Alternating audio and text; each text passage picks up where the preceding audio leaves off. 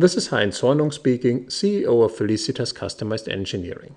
With this video we will demonstrate the S-parameter module of Felicitas PCBSim. The S-parameter module consists of two parts, one being the S-parameter editor and the second one is the S-parameter simulation. We will start with the S-parameter editor. The editor is launched with this icon, which I'm doing right now. And now I'm loading a so-called Touchstone file into it. The S parameters describe a behavior of a component like a socket in the frequency domain. The S parameter editor transfers this frequency domain description of a device into a simulation model which can be used by FSpice for time domain, that is transient simulations. For the description of the file, a so-called Touchstone format is used.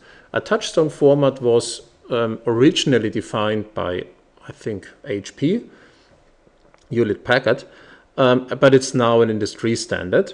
And a Touchstone file is an ASCII file. I showed this here in an ASCII file which just describes the frequency points of interest and the response on each pin. So what we have here is an ASCII file of an SO-DIMM socket with 20 pins, and the first pin is an input P1 and the pin 11, interesting enough, is the corresponding output. So always pin 1 to 11, 2 to 12 and so on.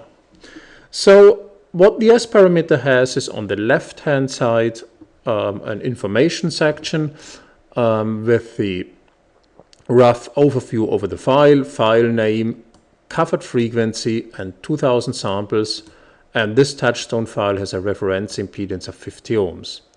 Then we have a matrix which allows us to select individual connections. For example, 1,1 would be a reflection coefficient, 1,11 would be the transmission from the input to the output pin. And of course 1 to 11, the green line here, has very low damping at low frequencies, and the reflection has very low reflections at low frequencies. Now, in order to transfer the S parameter model into a simulation model, I will first, for this demonstration, remove quite a number of pins from the model. This is because we don't need it for this demonstration and it would just take longer to compute. So the S parameter editor allows to remove pins either as terminated, opened or shorted. This makes a slight difference for the remaining pins, but for the time being I remove them as terminated. That's it. Now we have only two pins left. We have one as an input pin, two as an output pin. And otherwise we have a very similar configuration as before. Now, in order to make a simulation model out of it, I just have to transfer or to convert the S parameters into Y parameters. This is very simply done by just pressing this button. Already done. So now I have Y parameters, and then I can start a process which is called vector fitting. And for this I'm just choosing the number of poles, which is more or less a fitting effort, and the fitting scheme, mostly absolute or relative. And then I press fit all connections, and the S parameter does its job. Already done. So what it says now, it has a total fit error of 1.2, 10 nano or something, so very low. We have not seen any changes here yet, but if I zoom in, I can let the so-called vector fitted curve being displayed. The thin lines is the vector fitted curve, so the simulation model, and the dots are the original S-parameter model data points from the Touchstone file.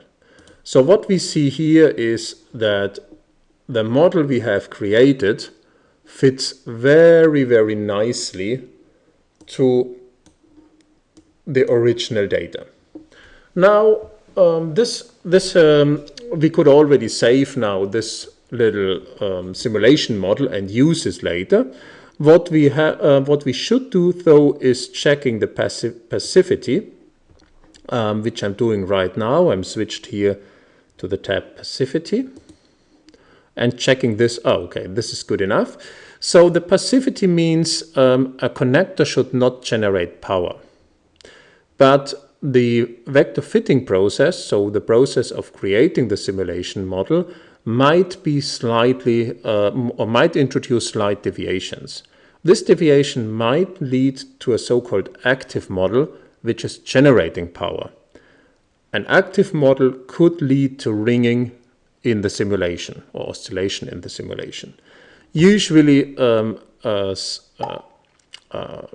the passivity, if it is below approximately 500 micro, which we have here, is good enough and will not lead to any trouble. So negative values are active, but 160 micron is so little active that it will not play any role. So we have a very nice simulation model for our now 2-pin socket, and this model we can now just save as pole-fitted model and use later in the simulation, which I will demonstrate in a moment.